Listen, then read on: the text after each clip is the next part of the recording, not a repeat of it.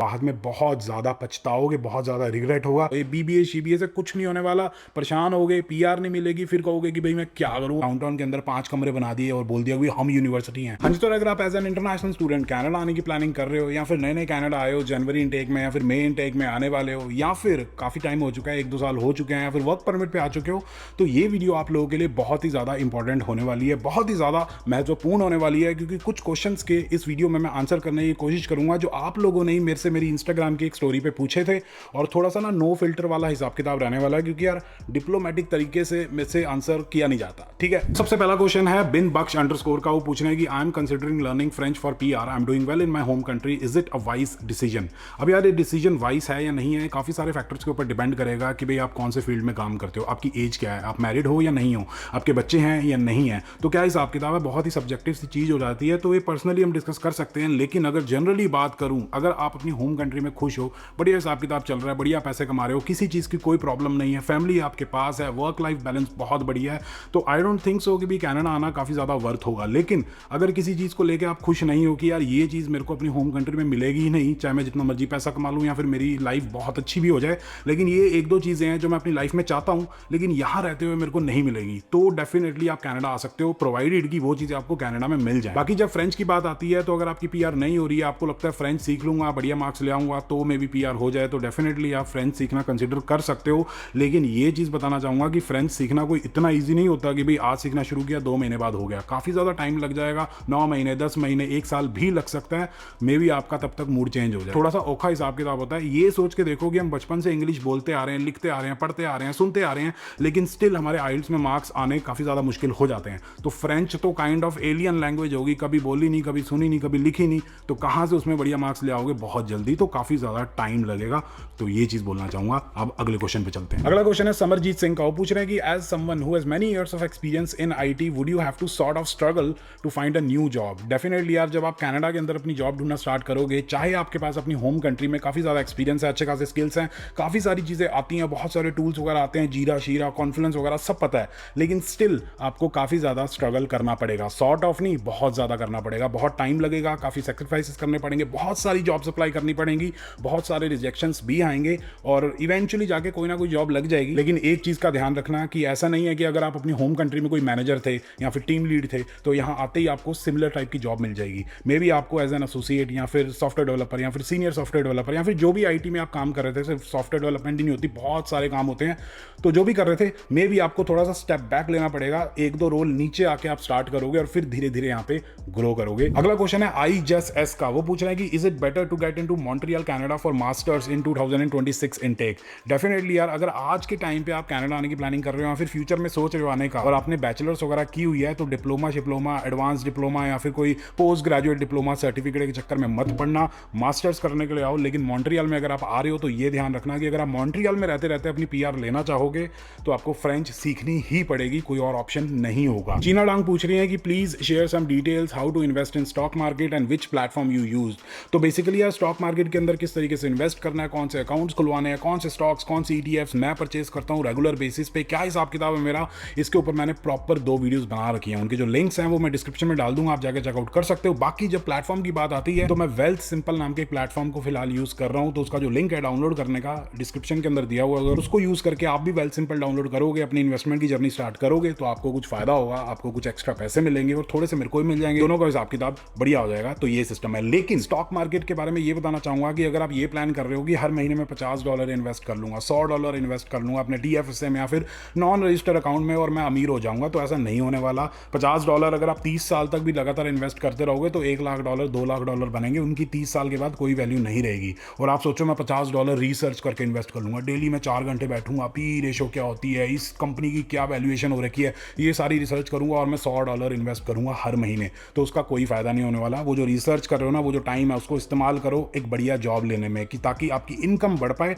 और वो 50 की जगह आप 500 1000 इन्वेस्ट कर पाओ, ताकि ढंग का फायदा हो और 25 साल बाद 30 साल बाद बढ़िया चंक आपको मिले, अच्छा खासा पैसा मिले और उससे आप इंजॉय कर पाओगे। तो ये कहना चाहता हूँ कि भाई अगर आपको $50-100 ही इन्वेस्ट करने हैं तो कोई स्टैंडर्ड जो ETF हैं, जैसे कि VFV होगी जो S&P 500 को ट्रैक करती है, या फिर XQQ हो गया जो कि NASDAQ 100 को ट्रैक करता है, तो इसके अंदर इन्वेस्ट करो। गगन बब्बर पूछ रहे हैं कि high interest savings account question mark पूछ रहे होंगे कि क्या चीज़ होती है। तो बेसिकली ये एक एक अकाउंट होता है जिसके अंदर जो बैंक है वो थोड़ा सा इंटरेस्ट ज़्यादा देता है। मतलब नॉर्मली बैंक वगैरह क्या इंटरेस्ट देते हैं 0.1 0.5, इस वाले अकाउंट में कभी कभी 1% 2% कभी कभी दे देते हैं। लेकिन मेरा अकाउंट है EQ बैंक के अंदर, वहाँ पे मेरे को मिलता है 3.5% या फिर 4.5%, और मैं उसके अंदर अपना इमरजेंसी फंड रखता हूँ ताकि कोई प्रॉब्लम आ जाए तो वहाँ से पैसे निकलवा सकूँ, उसको मैं इन्वेस्ट नहीं करता। एक क्वेश्चन है द एवरेज गाय का, इनसे वैसे मेरी DM के अंदर बात होती रहती है, लेकिन इन्होंने क्वेश्चन पूछा है how are you doing, how is your health, are you happy with the way things are going. तो अगर आप मेरे से पर्सनली जुड़ना चाहते हो, मेरी लाइफ के अंदर क्या चल रहा है, हेल्थ कैसी है, मजा आ रहा है नहीं आ रहा है, कहाँ घूमने जा रहे हैं, क्या खा रहे हैं, क्या चल रहा है,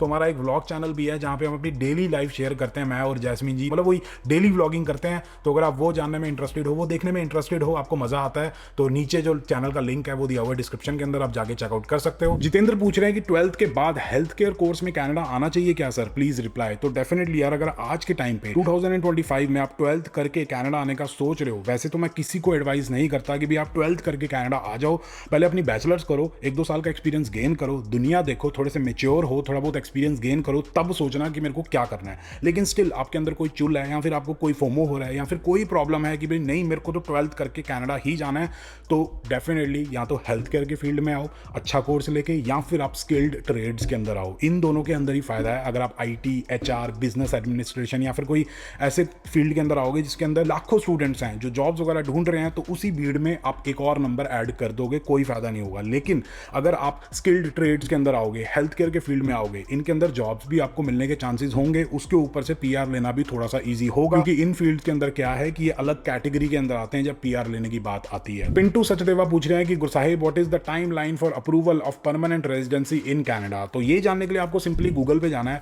और सर्च करना है कनाडा PR प्रोसेसिंग टाइम्स, तो आपको पता लग जाएगा कि इन जनरल कितना टाइम लगेगा। आकाशप्रीत का क्वेश्चन है कि any suggestions on buying first car, कब खरीदनी चाहिए, बजट कितना होना चाहिए, और स्टूडेंट लाइफ में खरीदना वर्थ इट है या नहीं।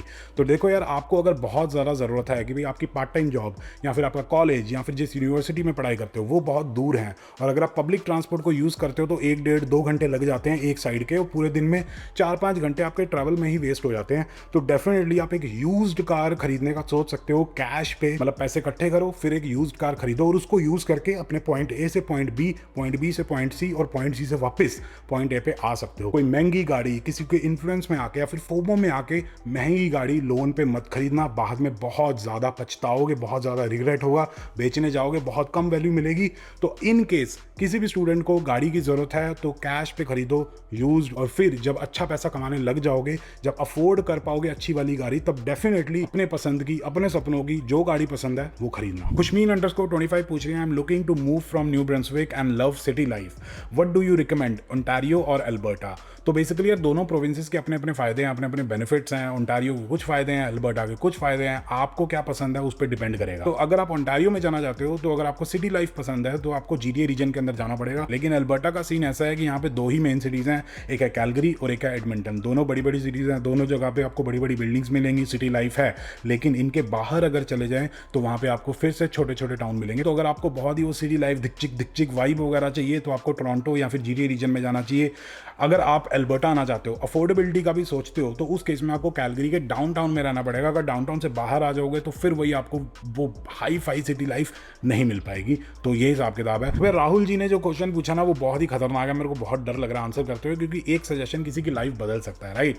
तो me and my wife having government jobs in India, और हमारे पास PR भी है कनाडा की, आना चाहिए या नहीं आना चाहिए। मतलब हम दोनों 38 ईयर्स ऑफ एज हैं, तो क्या हिसाब किताब है। तो बेसिकली यार, मैं किसी को सजेस्ट नहीं कर सकता, सबकी अपनी अपनी रिक्वायरमेंट्स होती हैं लाइफ से, कि भाई मैं अपनी लाइफ से क्या चाहता हूँ, और मैं अपनी लाइफ से जो चाहता हूँ मेरे को इंडिया में मिलेगा या कनाडा में मिलेगा। उसके ऊपर से आजकल इतनी ज़्यादा इन्फॉर्मेशन अवेलेबल है ऑनलाइन, आप पूरा सर्च कर सकते हो, अपनी रिसर्च कर सकते हो कि भाई कनाडा के अंदर किस तरीके की लाइफ होती है, कैसा लाइफस्टाइल होता है। अगर आपको फिर भी कन्फ्यूजन होती है तो आप थोड़े टाइम के लिए छुट्टी वुट्टी लेके 2 महीने 3 महीने मे भी 6 महीने के लिए कनाडा आ सकते हो, यहाँ पे रह के देख सकते हो आपको अच्छा लगता है या नहीं लगता है। तो फिर आप डिसाइड कर सकते हो कि मेरे को कनाडा में रहना चाहिए या फिर यहाँ पे परमानेंटली सेटल होना चाहिए या नहीं। मेरा एक फ्रेंड है जो इंडिया के अंदर एक बहुत ही हाई फाई कंपनी के अंदर जॉब कर रहा है, उसकी जो सैलरी है वो बहुत ही ज़्यादा हाई फाई है, लेकिन उसने अपने फ्रेंड के साथ कनाडा की PR अप्लाई कर दी थी और उसको PR भी मिल गई थी। आपके जैसी ही सिचुएशन में था, तो टोटल 3 महीने की छुट्टी लेके कनाडा आया, यहाँ पे रहा, और फिर इवेंचुअली उसने डिसाइड किया कि नहीं यार, कनाडा के अंदर मैं नहीं रह सकता, ये कंट्री मेरे लिए नहीं है, और वो अपनी होम कंट्री में वापस चला गया, और जॉब से वो छुट्टी लेके आया था तो अपनी उसने जॉब रिज्यूम कर ली। तो इस तरीके से आप थोड़ा सोच सकते हो। चेतन पूछ रहे हैं कि पाजी BTech in computer science program in Calgary 2025 is it good for PR and job perspective. तो बेसिकली अगर कंप्यूटर साइंस के अंदर आप अपनी पढ़ाई कंप्लीट करते हो तो मोस्ट प्रोबेबली आपकी जो जॉब है ना वो जनरल कैटेगरी के अंदर फॉल करेगी पीआर पॉइंट ऑफ व्यू से। तो उस केस में आपको अपनी प्रोफाइल 4 साल बाद लगा के देखनी पड़ेगी। मतलब 4 साल बाद आपका क्या हिसाब किताब रहेगा, आपकी कितनी एज रहेगी, बैचलर्स कर चुके होगे, 1 साल लेटर से जॉब आप कर चुके हो कनाडा के अंदर, तो कितना आपका स्कोर बनेगा। तो उस हिसाब से आपको थोड़ी सी प्लानिंग करनी पड़ेगी। थोड़ी सी औखी होगी पीआर, क्योंकि जनरल कैटेगरी में प्रॉब्ली उस टाइम पे भी आप फॉल करोगे। और फिर अगर जॉब की बात करें तो देखो यार, औखा होने वाला है जॉब का, क्योंकि कंप्यूटर साइंस बहुत सारे लोग कर रहे हैं और आपको ये लगता है अगर कि भाई मैं कनाडा में कंप्यूटर साइंस कर लूंगा, बैचलर्स वगैरह कर लूंगा तो मेरी जॉब लग जानी चाहिए। ऐसा नहीं है, आपको एडिशनल स्किल सेट वगैरह डेवलप करना पड़ेगा, कुछ ना कुछ एक्स्ट्रा सीखना पड़ेगा, अपने आप को स्टैंड आउट करना पड़ेगा अगर आप एक बढ़िया जॉब चाहते हो computer science, IT, software development, AI, इन सारे फील्ड्स के अंदर। वही स्टैंडर्ड आप कहते हो मेरे को C++ आती है, जॉब दे दो, वो तो यार पता नहीं कितने लाखों लोगों करोड़ों लोगों को आती है, तो उससे आपको जॉब नहीं मिलेगी। डेफिनेटली अच्छा फील्ड है, बढ़िया हिसाब किताब है, लेकिन हाँ थोड़ा एक्स्ट्रा होना चाहिए ना, तभी फायदा है। आयुष पूछ रहे हैं कि is getting WFG licence worth it. तो इसके अंदर 2 चीज़ बताना चाहूंगा। सबसे पहली चीज़ तो यह है कि WFG का कोई लाइसेंस नहीं होता। जिस प्रोविंस के अंदर आप रहते हो उस प्रोविंस के इंश्योरेंस का आपको वो लाइसेंस दिलाते हैं, ठीक है। और दूसरी चीज़ ये बताना चाहूंगा कि मेरे को बहुत सारे लोगों ने WFG के लिए अप्रोच किया है कि भाई ऐसे हो जाता है, वैसे हो जाता है, पता नहीं क्या ही हो जाता है।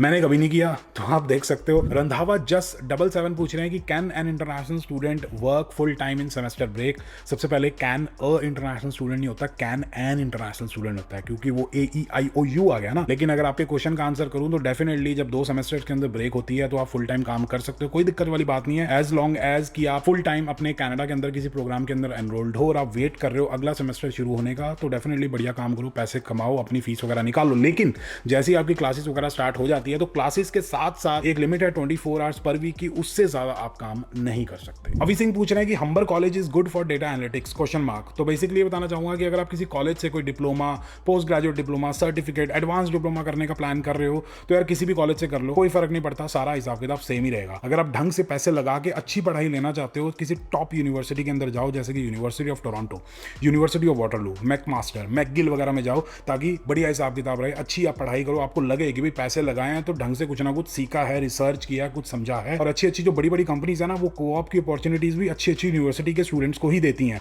आपको क्या लगता है कि कॉलेज में अगर पढ़ाई करोगे तो बहुत ही हाई फाई गूगल के अंदर आपकी कोऑप लग जाएगी? बहुत ही ज्यादा मुश्किल होता है, या फिर बहुत ही बढ़िया रेफरेंस चाहिए होती है। लेकिन हाँ, ये भी ध्यान रखना कि यूनिवर्सिटी का मेरा ये मतलब नहीं है कहने का कि भाई वो डाउनटाउन के अंदर 5 कमरे बना दिए और बोल दिया कि हम यूनिवर्सिटी हैं, वैसी जगह पे नहीं, अच्छी बढ़िया टॉप यूनिवर्सिटी। एक पर्सन ने MBA के बारे में भी पूछा हुआ था, उसके बारे में भी ये बोलना चाहूंगा कि किसी टॉप यूनिवर्सिटी से अगर आप MBA करते हो तो डेफिनेटली वर्थ इट होगा। लेकिन अगर आप टुच्ची मुच्ची को छोटी मोटी यूनिवर्सिटीज करोगे तो कोई फायदा नहीं है, बहुत ज्यादा परेशान होगे, कहोगे कि भाई साहब 50-60 हज़ार डॉलर खराब कर दिए, मिला कुछ नहीं। यही प्रॉब्लम है। एक पर्सन ने क्वेश्चन पूछा हुआ है कि BBA is best course after 12th। I think question ही पूछा, क्वेश्चन मार्क लगाना भूल गए यार। BBA अगर इंडिया में या फिर किसी अपनी होम कंट्री में आप BBA करते हो, आपको क्या लगता है आपको कैसी जॉब मिलेगी, कितनी सैलरी होगी? तो कनाडा के अंदर तो कॉम्पिटिशन और ज्यादा हाई है यार। तो स्किल वाले कोर्सेज लेके आओ। 25,000 बार बोला मैंने कि भाई स्किलफुल स्किलफुल स्किलफुल कुछ सिखाया जाए। अगर स्किल्ड ट्रेड्स के अंदर आ सकते हो 12th के बाद तो स्किल्ड ट्रेड्स के अंदर आओ। ये BBA CBA से कुछ नहीं होने वाला, परेशान होगे, PR नहीं मिलेगी, फिर कहोगे कि भाई मैं क्या करूँ, मेरे को अपनी होम कंट्री में